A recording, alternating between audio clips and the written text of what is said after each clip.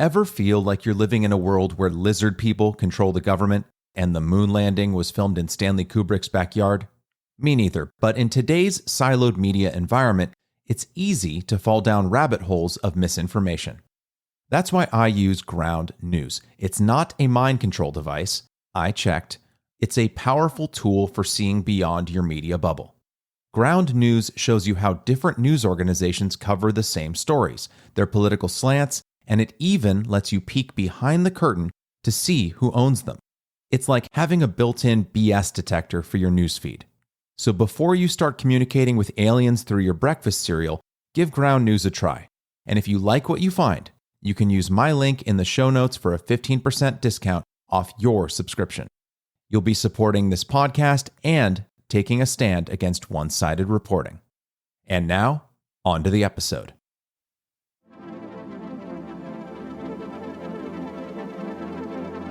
I'm your host, Michael Callahan. This is Where We Go Next. And the art of nuanced conversation can feel like a dying one these days, with too many of us self-sorted into rigid ideological camps.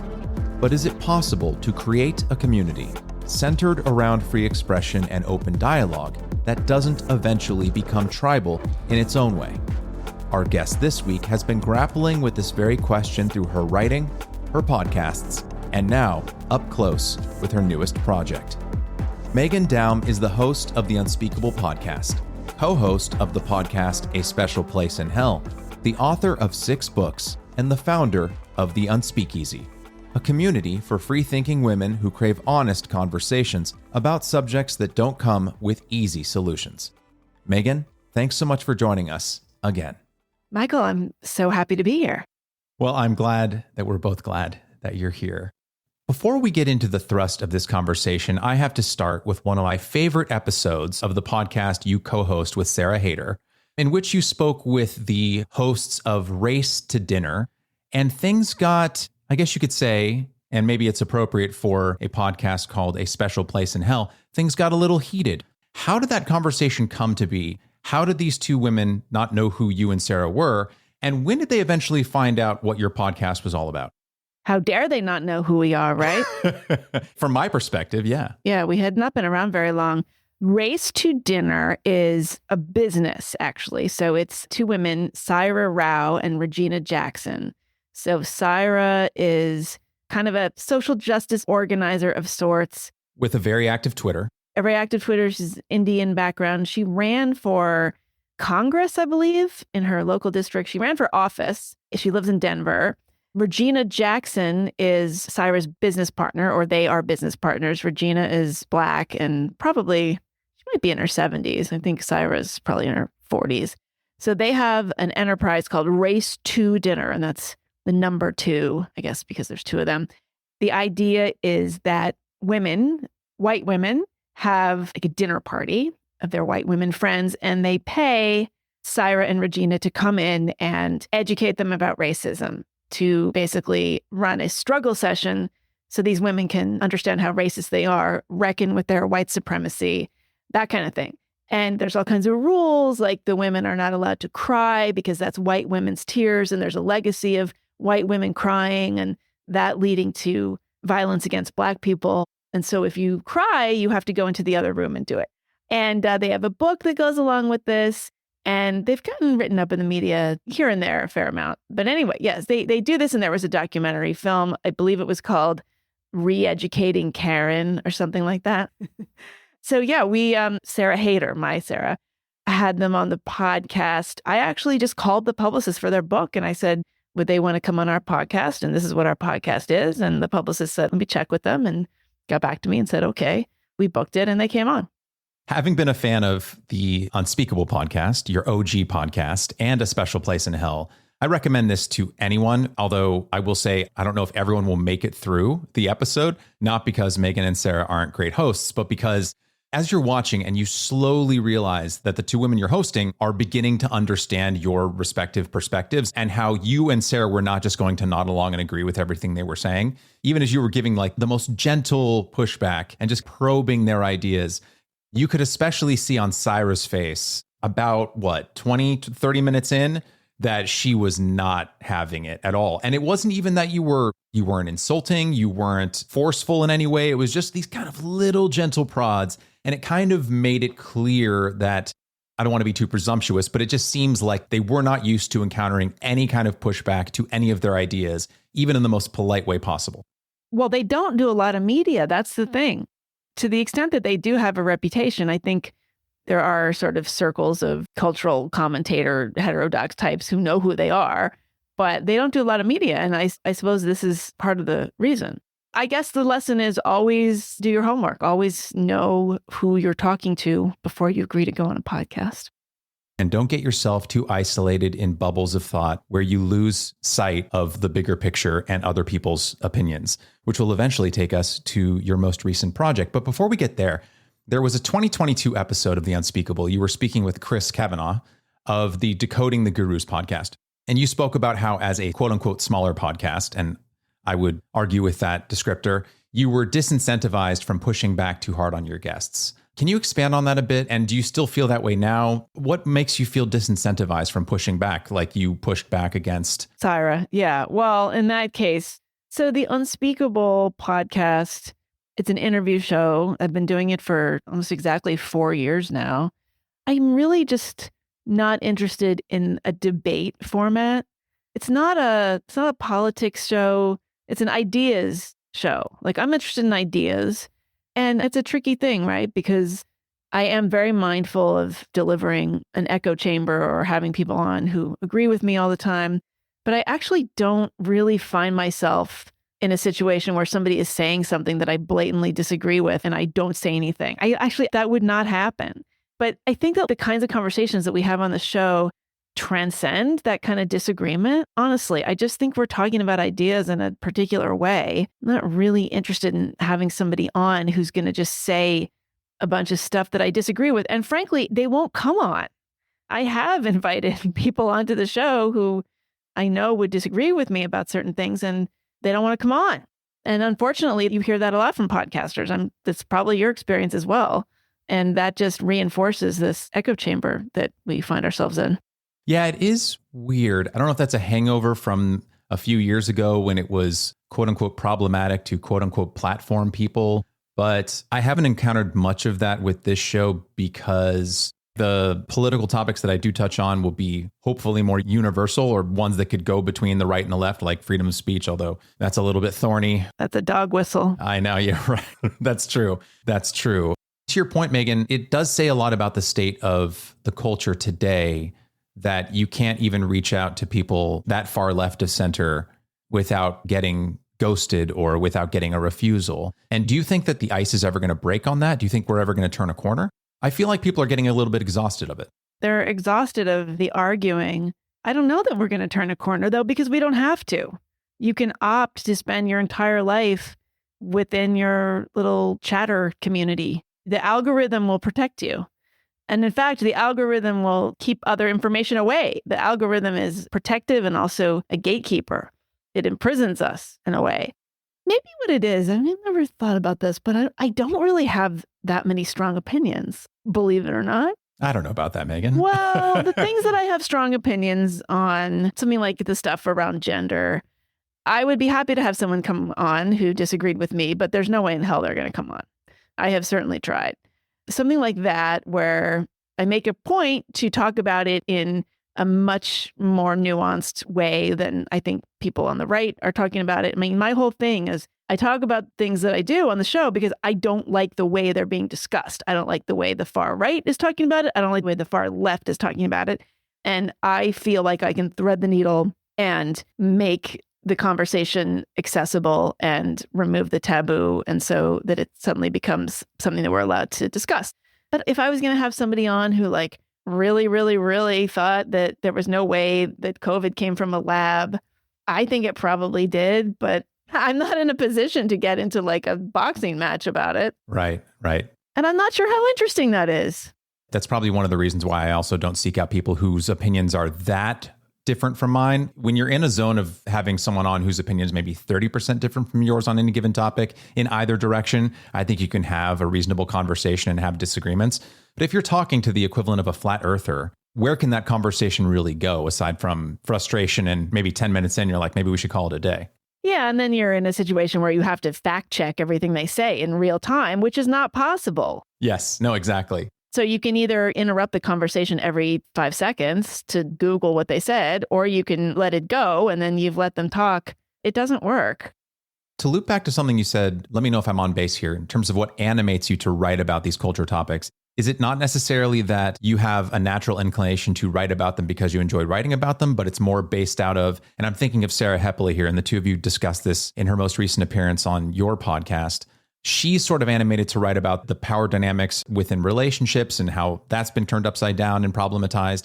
And she writes a lot about those topics because she's upset with how the discourse has gone and feels like it's gone in the wrong direction. Is that sort of similarly what animates why you write about the topics you do? Completely.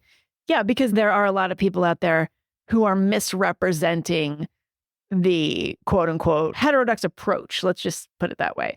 I talk about gender because too many of the people who, I am more or less in agreement with about it are talking about it in a really irresponsible way, making enemies, aligning themselves with politics that I think are destructive to people in general. My goal is to have conversations in a way that are palatable to a lot of the people on the left who either can't be bothered to follow along or are so afraid of anything that might be quote unquote right coded that they just won't listen. Like, I want to be the podcast where somebody says, oh, okay, Meghan had an interview with somebody and, she talked about this thing that I've been fighting with my friend about. And my friend thinks that everybody who talks about this is a right-wing wacko, but I can give her Meghan's conversation about this or that. That's what I want to do. I think you and I are driven by a similar interest in the meta conversation around these topics. Like, I'm not particularly animated by any one particular cultural issue, but I am interested in the meta narrative around these issues. In preparation for our conversation today, I otherwise wouldn't do this because it would be like torturing myself, but I went on Reddit and just like typed in your name. Oh God. Oh my God. I have never done that. I mean, literally, like my eyes would burn out. And wanted to see what people on Reddit were saying. They were writing that you were either conservative or far right and just didn't know it.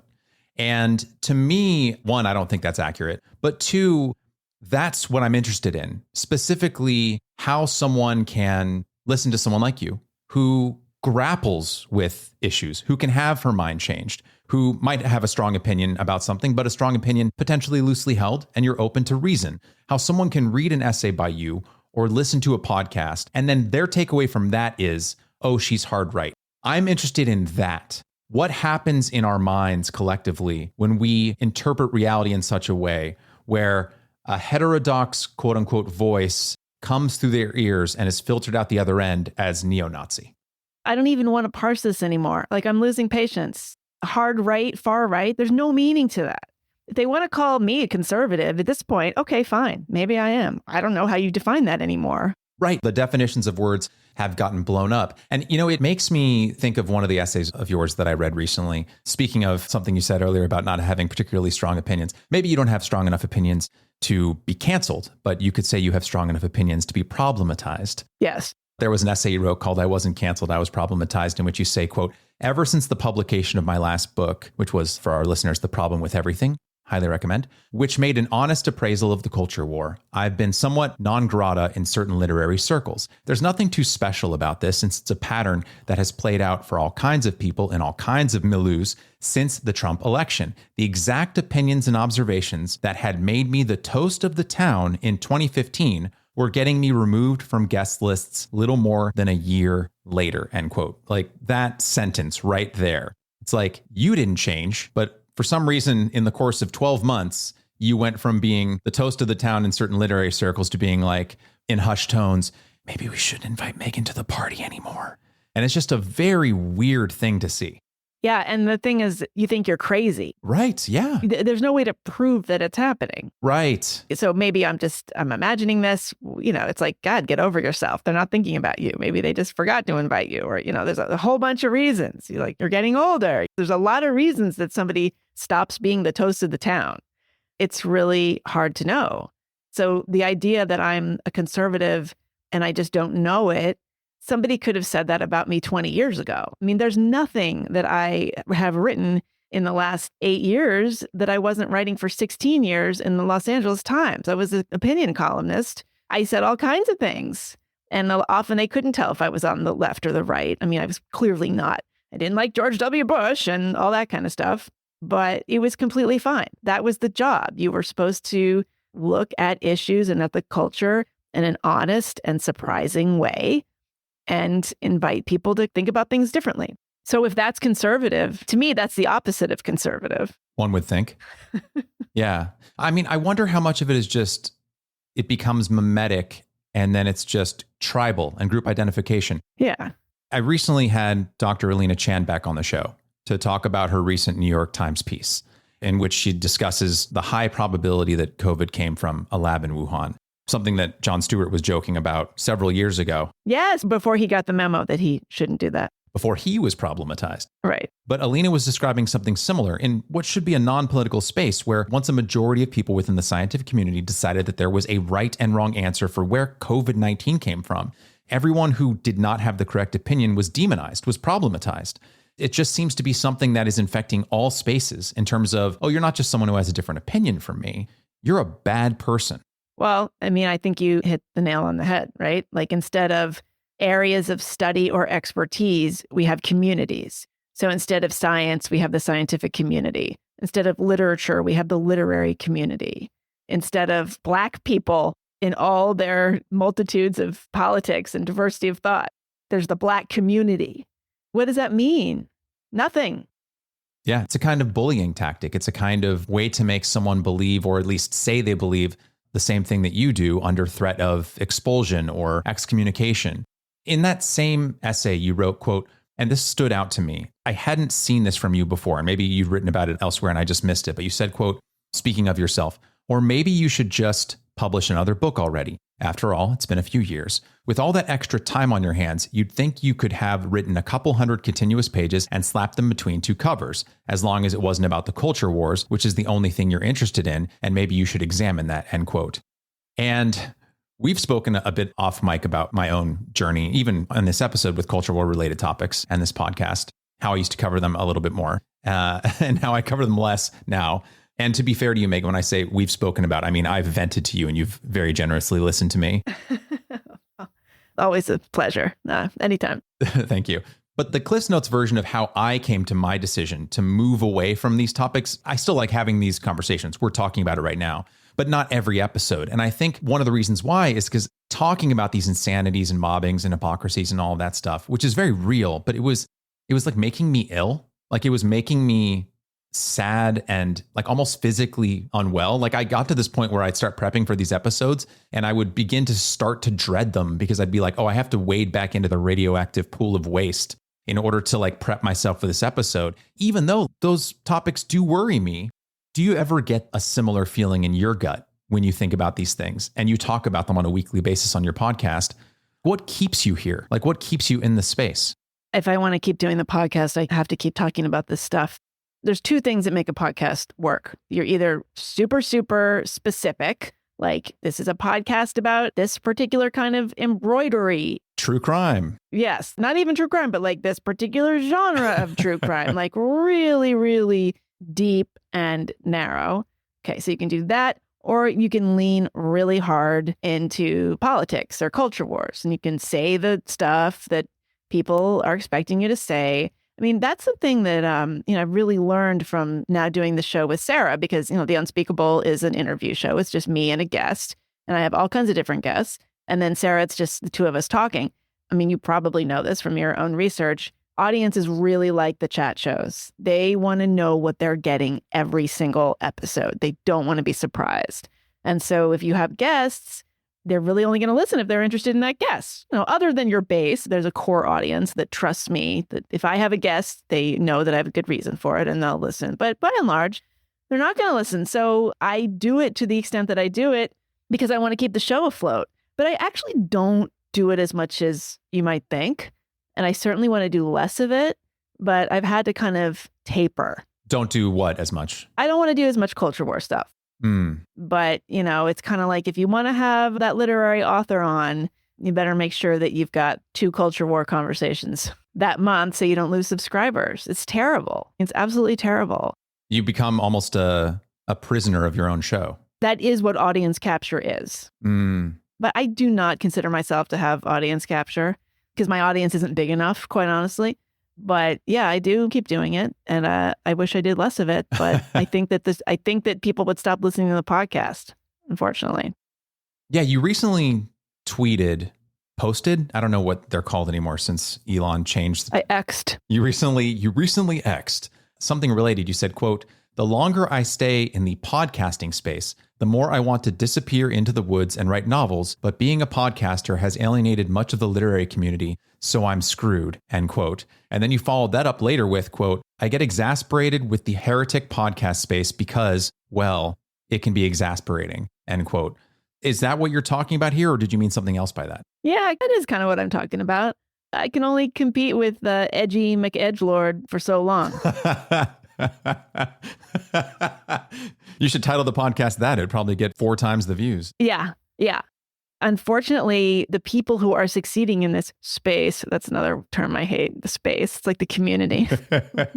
When you get kicked out of your community, then you're going to go find your space. And I hope it's a safe one. Yeah. You just see these people just hitting this stuff over and over again. Like, let's talk for the millionth time about how men are not women, and look at these crazy people who say that they're the opposite sex or gender or whatever. It's like, yeah, we know, we got it. I got it. I understand.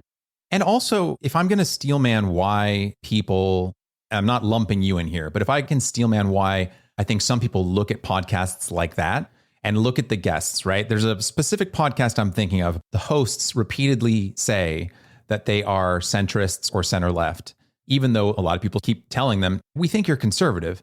And if you look at guest after guest of their show and thumbnail and title, if you didn't know any better, just from the title and the thumbnail and all that stuff, you would think, okay, they seem rather obsessed with the same 4 or 5 culture war topics, and they're all kind of pointing the same direction, and that direction isn't to the left. And I do wonder, in the same way that I think there are people who want to get into politics, right? Mr. Smith goes to Washington style, and they want to change Washington, and then they get elected, and then they spend a little bit of time in Washington, they get reelected a couple times, and all of a sudden they kind of morph, even though they might have had good intentions, into that same kind of corrupt or semi-corrupt Washington, D.C. politician that we see over and over again. And so I wonder, do you think there's something about entering the quote-unquote heterodox podcasting space where a lot of these creators will start with the same intention of, I want to think uniquely about these topics, I want to have guests on from right and left and everywhere in between, and then for whatever reason, they just either pull themselves or get pulled to the right? Like, I've seen this play out 6 times with 6 different major podcasts. Why does it keep happening? Because they're succeeding. Because they're making money. Audience capture. Yeah. I have no idea who you're talking about, but in some cases, you end up with a really nice studio and you've got a lot of great production stuff and you've got money coming in, not just from your paying subscribers, but from all kinds of funding sources. And you've got ads, and now you're being flown around and you can do these amazing interviews and you can fly to them, and you've got just big budgets. And that is only going to work if you give the audience what they need. I mean, this is just how the markets work. If you're in the entertainment industry, it's exactly the same thing. If your show does well, if it does well with audiences, it's going to get renewed and you're going to write stories a certain way. And that is how things work. I don't think that podcasters, independent creators, are not above any of these same market dictates. That's life in the big city. That's showbiz, folks. So it's frustrating. I get it. But we are seeing this in people who succeed. The ones that are making money, I'm sure there are exceptions, but it's really hard to do. If you want to have a range of guests and not hit any one thing too hard, it's really not going to work. My show has a smaller audience than it did, I'd say, a year ago. It has not grown in the last several years. You know, I've tried different things over the years. It's had many permutations. I was on Podcast One for a while. I've tried different things with ads. Like, I've tried every possible way to grow the audience, to make money. I shouldn't say I did every possible thing. I never manipulated my guests, and I never manipulated the content in order to try to make money. It was just sort of different platforms and different paywall kind of structures and that kind of thing. But no, now what I do is most of the episodes are paywalled and my paid subscribers are growing. The show's making more money, but the audience is shrinking. And I've just made peace with that. It's the 1,000 true fans approach. Yes. The idea that you don't have to have a huge audience as long as you have a very loyal one who's willing to pay for it. Yeah. And so that's good. I don't get invited to big conferences and stuff like that. There's still a lot of people who have no idea who I am. But okay. I don't know. I can't speak for you, but if the cost of admission to that is what you've described, is selling your soul and selling out and leaning into all that culture war BS to such an extreme degree that you're basically just feeding chum to people who want to be fed chum all the time, is it worth it? You get flown to all these places, you get to speak at the Oxford Union, but what's the price? Well, that kind of thing bothers some people less than other people. It bothers me, I think, because I'm older. So I talk about this with Sarah Hayter all the time. So we do our podcast on video on YouTube. The other thing is, if you have a podcast, your discoverability is going to be basically zero unless you're on YouTube. Most people find their content on YouTube, especially anybody under 30. That's the main way they take in media. So we have to do cameras, we got to have cameras on, all that stuff. And then we have to make those god-awful thumbnails that you were just referring to, right? There's a particular style. It's the cutout silhouette head figure making some kind of exaggerated facial expression like, oh my God, I can't believe what it's either like, I'm so shocked or I'm so angry. You're owning the other side, so you've got that screaming text. You've got the exaggerated facial expressions. It is so trashy. I cannot stand it. And I have asked many, many people, I said, why is it against the law to have your thumbnails look any way other than this? Every single thumbnail on YouTube looks like this. And there is just some sort of algorithmic reality that you have to do that. It's the Mr. Beastification of YouTube. Yeah, and I have never actually seen Mr. Beast, but yes. You've seen his thumbnails. That is what I have heard. Yeah, so I really hate it. And I don't do it for the unspeakable. And that's another reason that I don't have that many listeners. And again, part of the reason I don't do it is because I want my podcast to be the kind of thing that you could send to your nice liberal NPR listening friend and say, hey, you might really enjoy this. Why don't you give it a listen? And if it's got a screaming thumbnail attached to it, that person's going to be turned off. And I still care about that. See, but the difference is I think a lot of people like Sarah, who's more than 20 years younger than me, she's like, why do you care about that? Who cares? Who cares what some boomer NPR listener thinks? Why are you getting hung up on this? Speaking of communities, and I want to take this kind of back to where you started, which was as a writer. Let's talk about the literary community today. Specifically, can you tell us a bit about the idea of literary citizenship? I never heard the term literary citizenship until maybe like 2017 or something. And I guess it came out of the idea that there is a literary community. I mean, we never really talked about the literary community when I was coming up.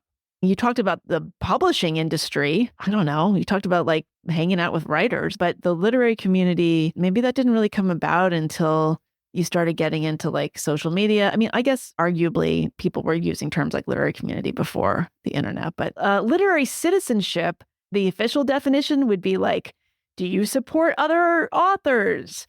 Do you write book reviews that are thoughtful and intelligent? And are you out there participating not only as an author and writing your own stuff, but as a reader and as somebody who promotes other authors and just functions as a kind of quasi-public intellectual? I don't know. But the real definition of literary citizenship, are you holding up the right writers? Are you writing reviews of the right kinds of authors, saying the right kinds of things? So that's what that means now. To your earlier point about community in general, quote unquote, I think one of the reasons probably both of us bristle at that word is that the idea that there is a community of people around a shared interest or around an identity implies that you can betray it. Like if there's a community of people that you belong to implicitly, then if you say the wrong thing or do the wrong thing or write the wrong thing, then you have somehow betrayed the community. And I think that that's pretty toxic. Yeah. And it used to be that people who were authors, who were really artists, anybody, creative people who were really looked up to, often those people were just complete assholes and they got away with it, rightly or wrongly. This conformity thing is relatively new. Creative people were by definition nonconformists. And so I think a lot of it has to do with just the shrinking of the pie, that people feel like it's a zero-sum game. that you cannot get ahead or survive if you don't make friends with the right people and make the right noises and say the right things. And that's been true always to an extent. Back in the day, it was certainly easier to get ahead if you lived in New York and you went to the right kinds of parties and you talked to editors and you knew editors and you'd go to lunch and all that kind of stuff. You still had to be an interesting writer. I mean, the kind of people that got elevated, even though they didn't have any talent, but they were schmoozing, were like famous people, or they had some other thing, like they were the child of celebrity, or there was something. But now, because of the identity obsession, you can dine out on your identity and carve out a career that way. And then I guess being a good literary citizen is just nodding along with that, even if you know deep down that person has no talent. So it's called a kind of literary panopticon. I don't know if it's a community. Yeah. Meghan, I don't have strong opinions, Daum. Yeah. Okay. Well, look, I mean, I will say that. If anyone wants to come on and argue with me about that, they can.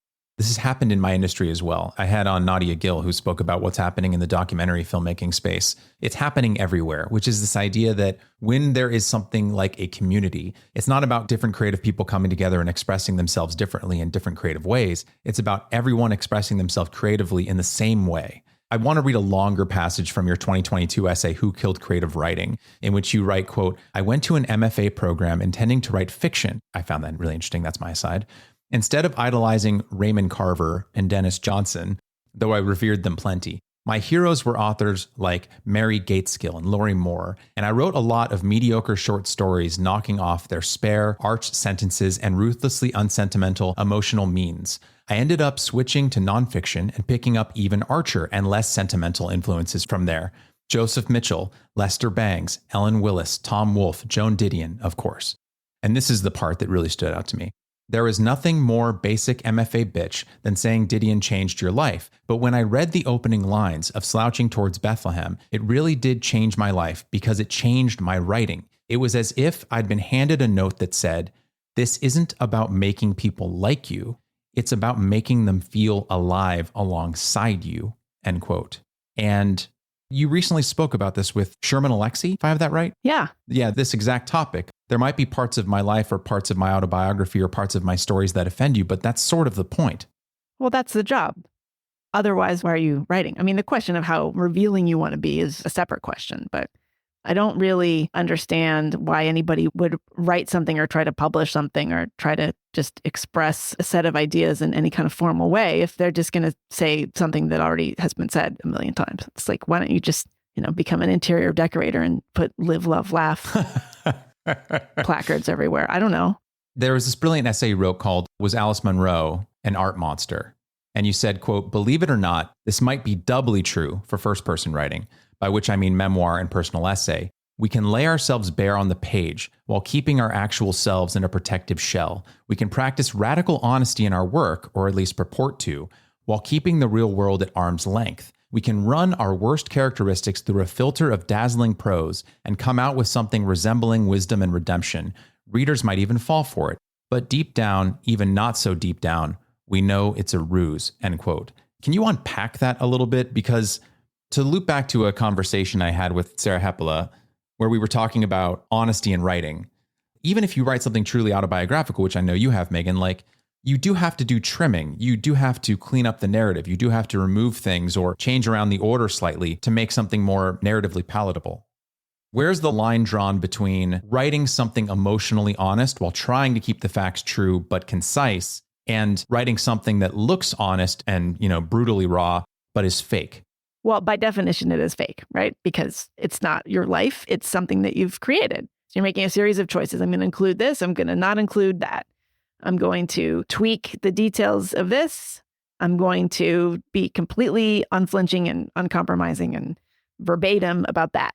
Look, there's a difference between confession and confiding. I mean, this is a concept that I love, and I stole it from Emily Fox Gordon, the wonderful writer. But, if you're in first person, if you confess, you just sort of dump everything down on the page and you say exactly what happened and you just don't process it. It's really sort of uncooked. And then you kind of just plop it down in front of the reader for them to decide what they want to do with it. And that to me that's a first draft. That's not anything that should be shared with anybody. That's really nobody's business. And in fact, I think it's very unfair and almost greedy to expect somebody to deal with that. But what you want to do with first person is confide. You want the reader to feel that the author is confiding in them, telling them a secret or establishing a sort of intimacy by telling them some things that have been very carefully chosen. And so that's what makes something have a degree of artistry to it.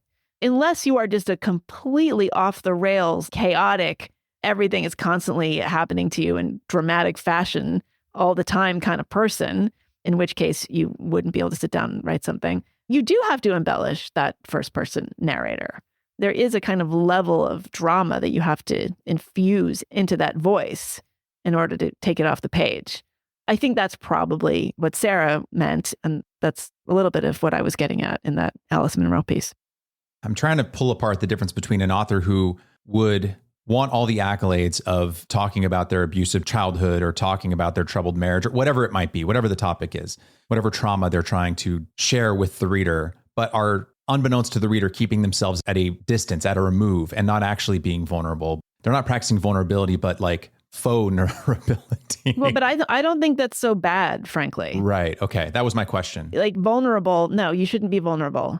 Vulnerable, you can be with, a person in real life. Okay. Like I don't buy a book because I am looking for somebody to be vulnerable with me who I don't know. I read something because I want an intimacy with that author and the kind of intimacy that you get from an artistic experience, reading or listening to music or something like that. So no, Joan Didion would always talk about this. You always are keeping the reader at arm's length. You very much control what the reader is getting. You want the reader to feel like they know everything about that narrator, but they really don't need to know anything about the author. Those are two different things. This is the great privilege of being an artist, right? You get to decide what you reveal. It's not a lie. It's not any kind of transgression to present something to your audience that has been shaped into a piece of artistry as opposed to just bearing your soul. That's called art. In the same way that the moment you turn a camera on to shoot a documentary, you can no longer capture real life because the moment that the subject is aware of the camera, they act differently. And similarly, if an author sits down to write something, well, it's also, I guess what you're saying is their job to prune and to perfect what they're writing, because otherwise you're right. It's just an endless stream of kind of consciousness, and who wants to read that? No, I don't think most people do. People think they do, and people think other people want to. I think about this, like, what do you think about the TikTok videos? And people are just sitting in there in their cars, emoting, crying, oh, you wouldn't believe what just happened to me. That is a perfect example of what you just described, right? The minute they turn that camera on, it's not real life. It's a performance.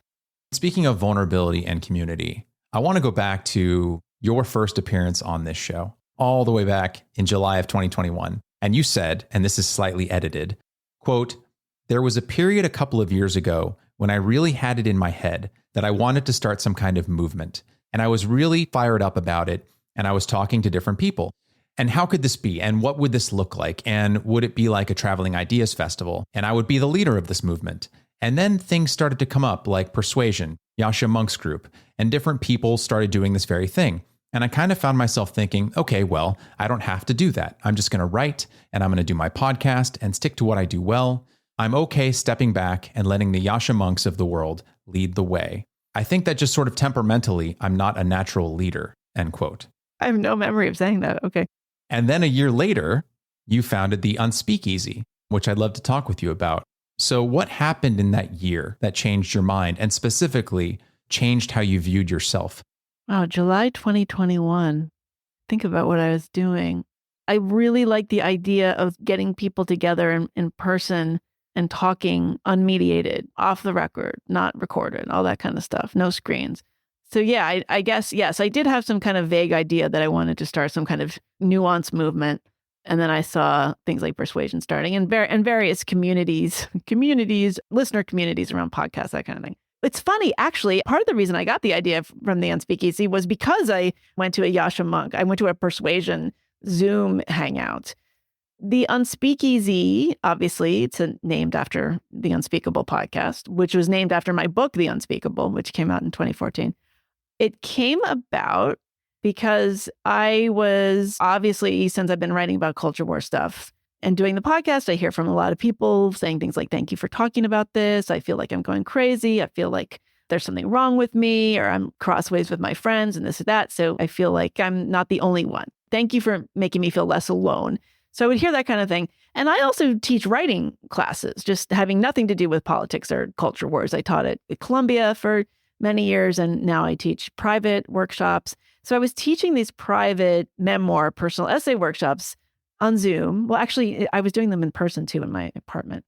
And so I had people coming into the class, and I was noticing more and more that they would come in and like a lot of people wouldn't even want to write.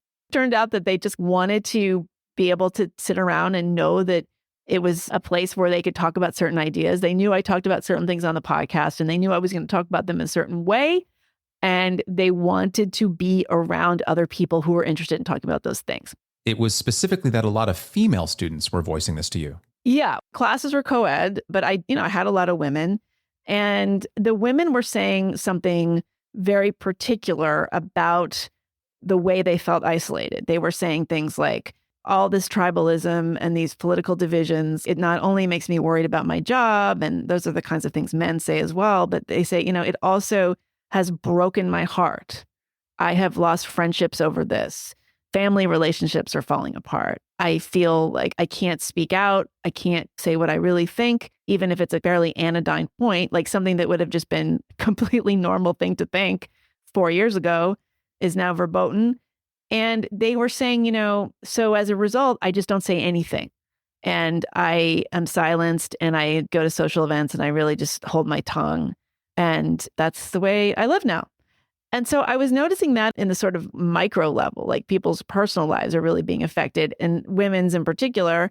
And then I was also noticing that like in the podcast space, it was very male dominated. There are obviously like people like Barry Weiss and Bridget Phetasy, and there are women who are very outspoken and doing well, but it's very male dominated. And I was wondering why that was. And I really started thinking about just kind of the way that cancel culture maps onto a lot of the sort of in-group, out-group dynamics that women are particularly good at weaponizing. And I just thought, wow, women are being affected by the culture wars in a very particular and potentially damaging and certainly heartbreaking way. And an invisible way. Having followed a lot of these heterodox podcasts, especially in that like sweet spot of the 2017 to 2021 zone, you're right. Like it was almost 95% male podcast hosts. I don't even know if this is a great analogy here, but I just had this conversation with a friend that said that women are super underdiagnosed when it comes to autism, because the ways that the autism manifests are different than the way male autism manifests. Yeah, they mask. Exactly. And so it just goes undiagnosed because the symptoms are different and you're looking for one thing and not seeing it. And so I think similarly, I'll cop to this. When I would see all these male hosts talking about cancel culture and the culture wars and all this other stuff, I think how I internalized that was that, I guess men are just more interested in this stuff. It never even occurred to me, I think because I just didn't see it, that women were probably equally concerned about it, but just didn't feel like they could speak up. Yeah, I think that you could make the argument that men are more interested in some of this stuff. I think these things are true, like these big 5 personality traits. Women are more agreeable. There are evolutionary reasons that women tend to just go along with things and are often happy going along with things. Like they've got other priorities. But I think for the women who are maybe the outliers or just aren't quite agreeable enough, there is a tremendous sense of loss in losing your community and losing your social circles. And so, yeah, the podcast space is very bro. It's a lot of men, and we can talk about why that is. There's probably a bunch of reasons. But yeah, I was seeing more and more women. They were wanting to talk about this stuff. And frankly, a lot of them came into the sort of heterodox dissident space during COVID, after COVID. A lot of it had to do with lockdowns, school closures, stuff that affected them as parents, got totally tangled up in culture war stuff. A lot of stuff around gender that really exploded during COVID. So they were dealing with fighting with other parents about masking and school closures. And suddenly you were like a fascist if you thought one way or the other. And the next thing you knew, they were arguing about bathrooms. And, it was just on and on and on. So that really animated a lot of women. So I had the idea. I said, okay, well, what would happen if I just took a bunch of women to some beautiful place and we just spent 3 days talking? It's very simple, very simple. And it was totally off the record, no social media. And I don't have the Yonder bags, but we're on the honor system. I'm going to have a discussion schedule and I'm going to facilitate these conversations and I'm going to be careful. I'm going to screen everybody. I'm going to know who's coming and know what they're interested in, maybe bring in some guest speakers. And I just did a little test balloon and it was magical, absolutely life-changing. It's the simplest concept. It's just so simple. And so, yeah, I did that one in the almost a little over 2 years ago. And then I think I've done, probably 15 retreats since then, all over the country. How big is the average attendance of one of these retreats now? They're small. They're still small. Okay. That's what makes them great. So yeah, I usually cap them at about 16. Sometimes they've been as small as 9 people. Wow. That's what's great about them. It's not big. It's not like some corporate thing. Like we don't have breakout groups. We don't have talking sticks. We don't have ice-breaking activities. It's just sitting around and talking. I have a schedule and it's not like we're all over the place. I try to keep us on task and the guest speakers are amazing often. And some of them are overnights. The sort of signature Sanity Spa offering is 3 nights. But sometimes they're just like during the day, we'll do a weekend. And it's just ineffable. Like these women are like, this has changed my life. This has changed my life. I did not know how much. I knew I needed something, but I didn't know what it was. And I don't feel so alone anymore. I don't feel crazy. And they form their own little local communities. I mean, now there's like a bunch of women in Denver that get together and hang out, and a bunch of women in Seattle, and it's all over the place. Minneapolis. Unofficial satellite offices? Right. They just get together. So yeah, we have women who've come back from multiple retreats. And we have an online community now too. So a little over a year ago, we launched an online community that's a totally private, membership-based. You get in there and there's many different discussion forums and book clubs, and we have guest speakers. We have our Unspeakers series. So we've had people like Kathleen Stuck and Rob Henderson and Carol Hooven and various authors come in and hang out with us privately, private Zooms. And so that's also very robust discussions going on in the Unspeakeasy community. So yeah, guess I lied to 3 years ago when I told you I would never do such a thing. That was not my intention with that question. It was not let's get Meghan Daum on the podcast to talk about how she's a liar. What I'm interested in is growth. How do we become people we never thought we could become? How do we do things that we never thought we would do? And what is the inciting incident or the moment in time that allows us to make that change or forces us to make that change? And I think this is a very particular kind of person with a very particular temperament. There's some kinds of people, I imagine, like the women who attend the Unspeakeasy events, where if you go along to get along for too long without being able to speak your mind, because you either feel like you can't without being ostracized or for some other reason, there's almost kind of a resentment or a pressure that can build inside of you that makes life unbearable. As I understand the Unspeakeasy, it contains a wide breadth of political views within it. There are women from all over the political spectrum. To go to a quote from your book, The Problem with Everything, which we discussed more in depth in our first conversation, and I highly recommend everyone, A, listen to that episode, and B, read Meghan's book. You said, quote, "You can't fight tribalism with a tribe," end quote. And I don't think you're purporting to make your own intellectual dark web. Talk to me in 3 years, and I'm gonna have nailed that. There's going to be a photo of you standing right in front of a bush. Exactly. That's a very deep cut there, Michael. Anybody who gets that.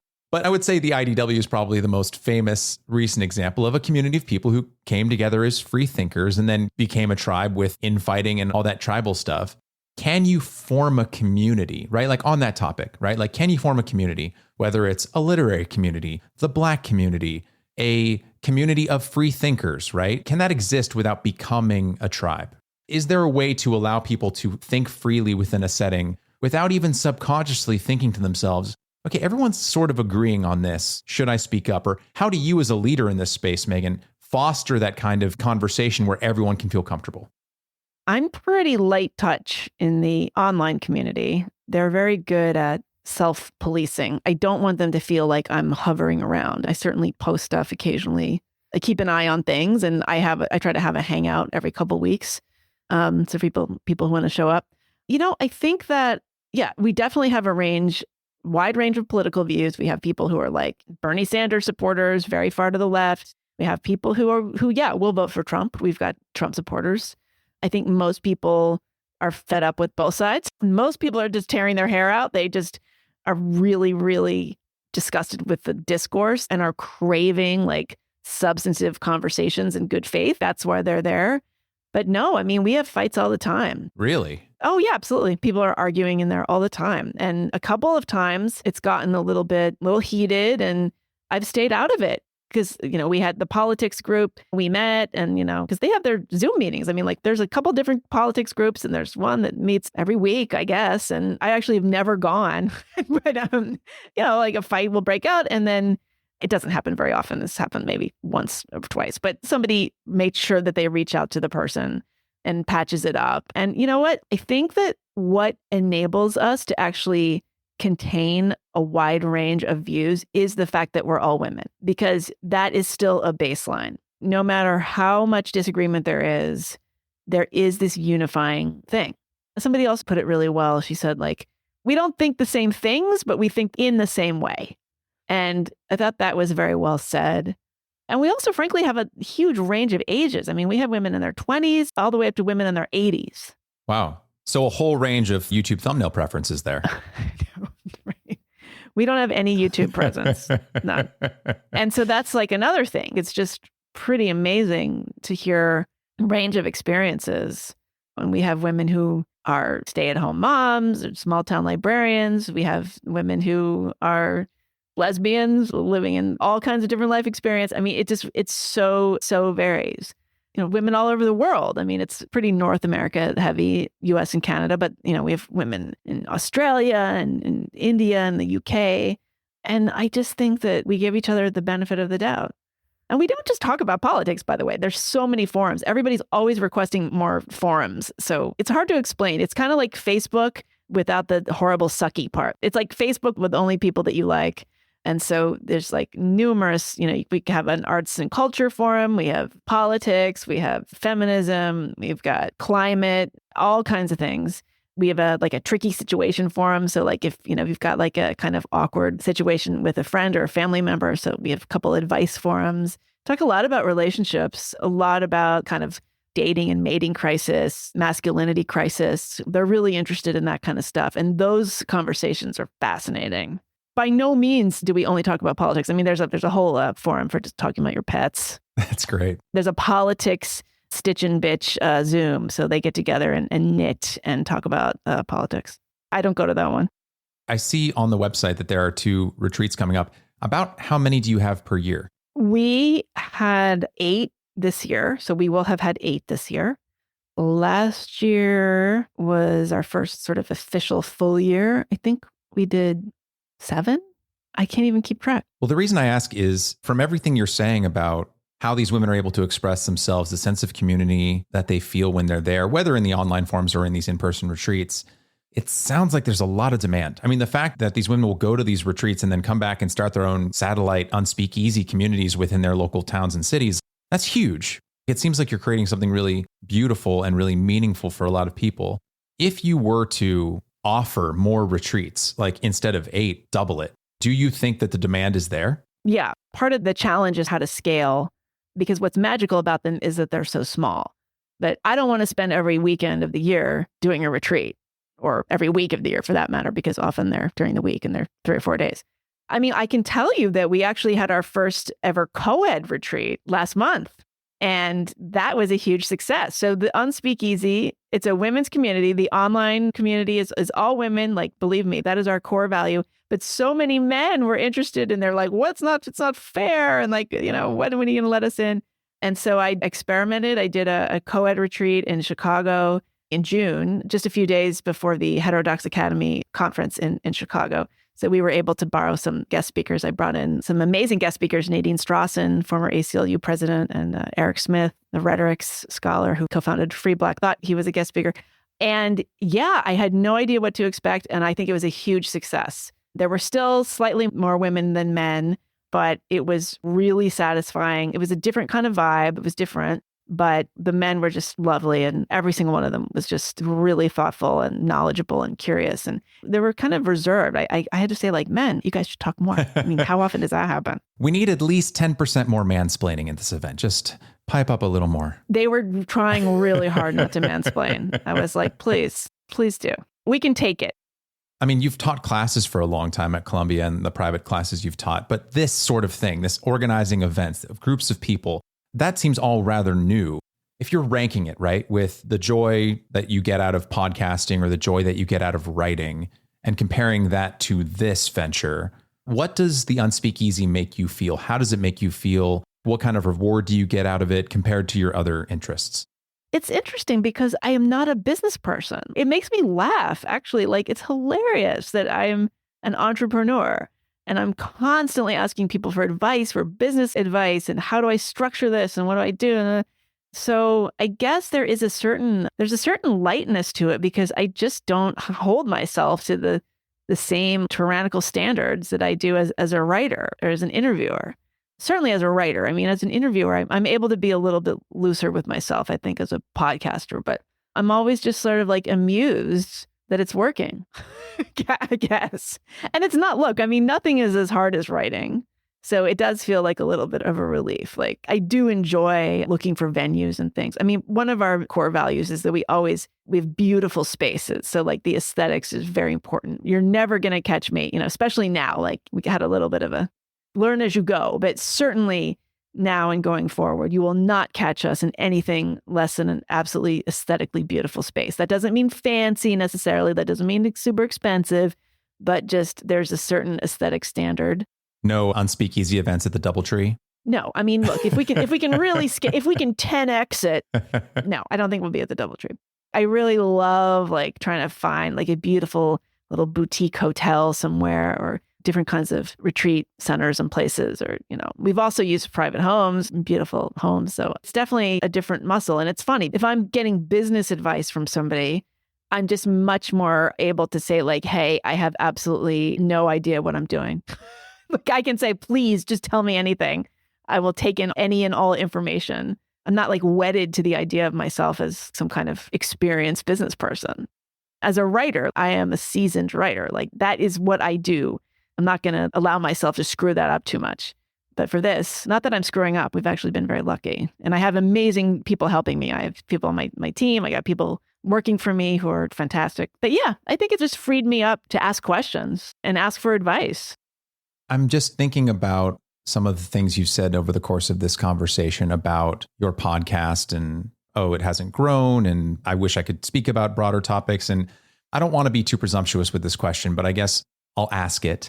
Do you see a future where maybe you set podcasting aside altogether and double or triple these Unspeakeasy events, throw yourself more into it? So it's just doing the Unspeakeasy and more events with that and writing, because just hearing you speak about your experience running the Unspeakeasy and how much joy and value and community that it brings its attendees, I just hear you speaking about it in such a different way than how you were speaking about podcasting even 40 minutes ago. Oh, really? Well, but I see them as connected because, I mean, a lot of the interviews that I do on the Unspeakeasy, like see, look, that Freudian slip. The interviews I do on the Unspeakable, a lot of them are directly related to what we'll talk about in the Unspeakeasy. And a lot of guests I have on the podcast then become our guest speakers, or in some cases, just participants. I love interviewing people. I mean, you're a great interviewer. Like, you are so well prepared. You're absolutely meticulous with this podcast and you ask great questions. I think that's rare. Like, I think that there are a lot of interview podcasts out there, and I think most people are not very good interviewers. I see you got the Venmo I sent you, so thank you. Thank you. I try to be a good interviewer. You are good, yeah. And I really love interviewing people, and I love talking with people. I don't want to give up the podcast. I don't know. I really don't want to give up anything. I don't want to do the Unspeakeasy like every weekend because I would go bankrupt from all the dog sitting. That's actually my biggest problem. Yeah, no, I understand that. We have 3 dogs. It used to be 4, but we have 3 dogs, and it's a hefty bill when you want to travel outside of Los Angeles. So I totally relate.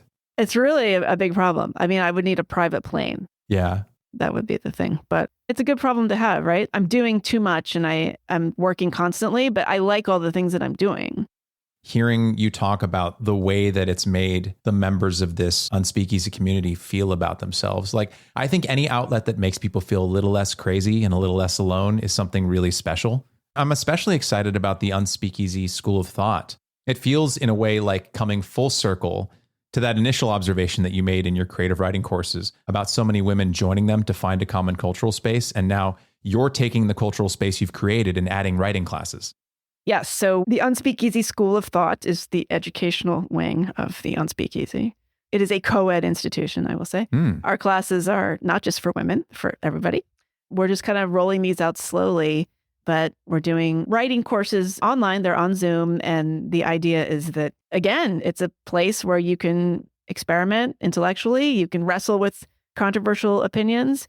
You're not going to get canceled. I cannot tell you how many people tell me that they have had horrible experience in writing workshops around virtue signaling and stupid dogma that masquerades as social justice. It's unreal, actually, being censored by teachers and other students and told you're not allowed to write that. I mean, I hate when I talk like this because I sound like some kind of right-wing reactionary, like I'm Christopher Rufo here, but it is really true. Cannot believe it. We had this author on both of our shows, Andrew Borrega. Yes. And one of the reasons his book, Victim, was so refreshing to read is, in a way, I'm like, I can't believe this got published, because it is a critique of exactly what you're saying. Yeah. Well, he's not a white guy. That helps a lot. Well, I mean, we talked about it. He was on my podcast and we talked about this. But yeah, no, exactly what he describes is what's happening. So our aim is just to have writing classes. They are not culture war specific by any means, but the idea is that this is a place where you're going to find people who are not going to be censorious. And yeah, we have Sherman Alexie, of all people, teaching a class. He taught a class for us in the spring, and he's going to be doing another one, a memoir class. We have Chaley Widger, who's a really highly acclaimed novelist. So she's teaching a fiction workshop. And we have Neil Pollack, who's going to teach a humor writing class. Neil is hilarious and has written many, many books and is exactly in our lane. So that's exciting. And maybe I'll teach something one of these days. I like teaching, but I'm going to let these guys do it this fall. You certainly have enough on your plate. Thinking back on our 2021 conversation and about how, at least in July of 2021, you were not talking about yourself in a way in which I thought, okay, a year from now, Meghan is going to start the Unspeakeasy and form this community that has brought value and meaning to so many people.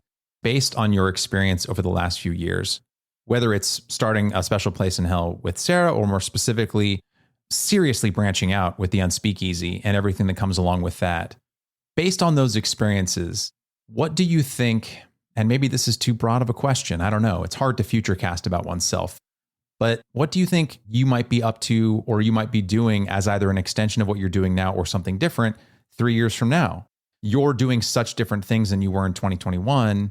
What areas do you either want to grow into, or do you think you might based on what you're doing today? I would like to write more novels. You know, I published one novel. I have 6 books that I've published. One of them is a novel. Very few people know about it. It was more than 20 years ago. It's so politically incorrect, as they said back then, that I'm wary of even mentioning it, because you can easily go through it and cancel me. Although I think I'm sort of uncancelable at this point because everyone's on to me. But yeah, I would love to do more writing of that nature, not of a politically incorrect nature, but just I'd like to write novels. I'm tired of writing think pieces. I find it very difficult to write cultural criticism. My brain broke over the years doing so much of that.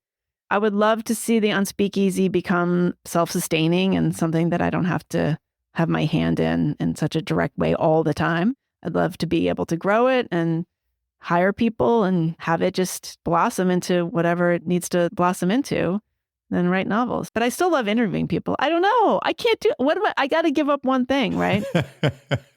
Either that or start cloning yourself. Yeah. I think the technology might be there in 5 years. We're going to have a Meghan Daum AI in a few months. Oh, that sounds horrible. That's reason enough to end it all. I mean, what about you? Are you hopeful for the future and for yourself? I am hopeful. I can sense that there has been some change in the culture. It feels a little easier to breathe and to express oneself in a wider, more expansive way. But I think also, to a point that you made earlier, Meghan, like there is a lot of value in just getting outside. One of the many things that I love about my wife, Anne, is that she's not a very online person. I mean, she's many things: creative, brilliant, funny, gorgeous. Yeah. But one of the things that I truly appreciate about her is that if I find myself getting caught in like a thinking spiral where I start obsessing about some of these topics that do worry me, right? But if I really think about it, is that topic affecting me when I go to the post office? Is it affecting me when I go to the local brewery and I make friends with the brewer or the owner there? Is it affecting me when I go out to brunch with friends? No. If I spend too much time in my head worrying about these ultimately very online problems, I make myself sick. But the more times I can just go to someone like Anne, someone I love, who, when I bring up a topic like this, she says in so many words in a very kind way, like, are you doing yourself any favors by thinking about it all the time? And in that way, she's been a really kind of life raft for me because it keeps me, I'm really mixing my metaphors here. The life raft keeps me grounded, I guess you could say. Yes. It drags you ashore. Yeah. I'm very grateful to her for that. And so I think my marriage, my relationship with her has helped reorient me towards a more hopeful future and perhaps a more realistic lens to look at the world through. So in that way, I am more hopeful. Yeah. I mean, I'm always curious, like when I meet people who are younger or are starting out and feel positive about things. I mean, the default setting of all conversation about anything, online or offline these days, it just seems to be everything is terrible. The world is broken. The system is broken. It's hopeless. We're never going to get ahead. The economy is rigged. It's just the way everybody talks now. So I'm always, when I meet like a young couple or like a couple that's like starting a family or just like they're excited or they're buying a house. I don't know if anybody buys a house now, but stuff like that. I'm always like wondering how they imagine the world in 20 years or 30 years or 40 years. You don't have to answer that, but they're sitting in a different position than I am. In many ways, our reality is what we make of it. The world in many ways, across many metrics, is better than it ever has been. But that doesn't mean there aren't problems.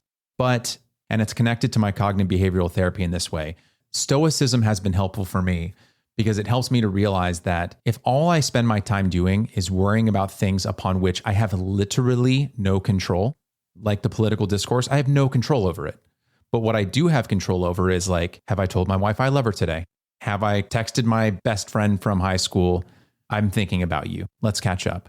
That's within my control. And that makes me feel good. Even taking one of our dogs or all three of them for a walk just for 20 minutes makes me feel good. What doesn't make me feel good is thinking about things I cannot change. And I'm not saying this like some kind of guru. This is something I struggle with daily, but I try and orient myself towards that. Yeah, I love the Stoics too. I love how Stoicism has just become like a lifestyle brand. Thank Ryan Holiday, you know? Yeah, I don't know. It's tough, but we're going to have to go local. We're going to have to just think what's affecting me. It's very self-centered though. I'm really torn about this, actually. If you focus on your work with the Unspeakeasy, I think you'll be doing a lot of good, and that is within your control. What I really love about what you're doing is that instead of creating a race to dinner kind of community, getting a group of women together to tell them how to think, you let women come together and allow them the freedom to think. And so I just want to end with a quote of yours from the essay, I Wasn't Canceled, I Was Problematized. Quote, I'm starting to think that being problematized is something to aspire to rather than avoid. Unless you lead a very boring life and never open your mouth to speak, you're going to be problematized sooner or later, end quote. So Meghan, thank you for being problematic in your own way. It's appreciated. And today, thank you for your time. Well, thank you, Michael. I'm such a fan and your podcast is great. So it's a privilege and a pleasure to be with you. So thank you so much.